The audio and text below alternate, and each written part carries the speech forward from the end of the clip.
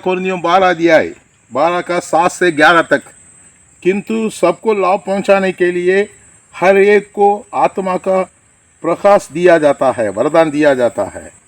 वो नव वरदान, उस नव वरदान दिया जाता है। उस नव वरदान में पहले बुद्धि के वरदान, ज्ञान की वरदान, परखने की वरदान और विश्वास का वरदान और चंगा करने का वरदान, सामर्थ का काम करने का वरदान, अन्य भाषा का वरदान, उसका अर्थ बताने का वरदान, भविष्यवाणी का वरदान। और एक बार आपको बोलता हूँ, बुद्धि का वरदान, ज्ञान का वरदान और परखने का वरदान, विश्वास के वरदान, चंगाई करने के वरदान, चमत्कार करने के वरदान, अन्य भाषा का वरदान, उसका अर्थ बताने का वरदान, भविष्यवाणी का वरदान। भले ये जो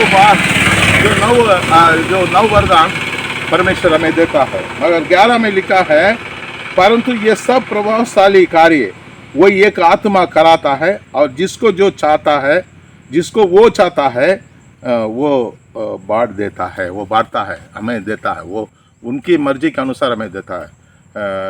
भाई DGS Dinakaran, doctor GGS Dinakaran अभी 40 साल के पहले हमें 40 साल के पहले हमें चेन्नई में पावर मिनिस्ट्री में ज्वाइन किया।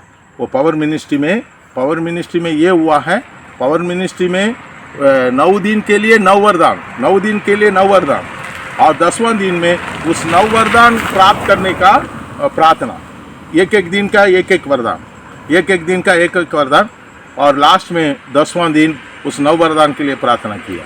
तो इसलिए ये 9 वरदान बहुत इम्पॉर्टेंट है। वो ट्रेनिंग वो पावर मिनिस्ट्री में ये किया है जीसस कॉल्स का। मेरे प्रिय लोग, आपको मैं इसलिए बता रहा हूँ, प्रभु आपको वो 9 वरदान से वो 9 वरदान देगा। जो वरदान आपको चाहिए, जिस काम में आप लगे हुए हैं, जिस सेवकाई में लगे हुए हैं, जिस नौकरी में लगे हुए हैं, जिस बिजनेस में लगे हुए हैं, जिस व्यवसाय में लगे हुए हैं, आपको वरदान देके और आगे बढ़ाएगा, 1000 गुना बढ़ाएगा। God bless you.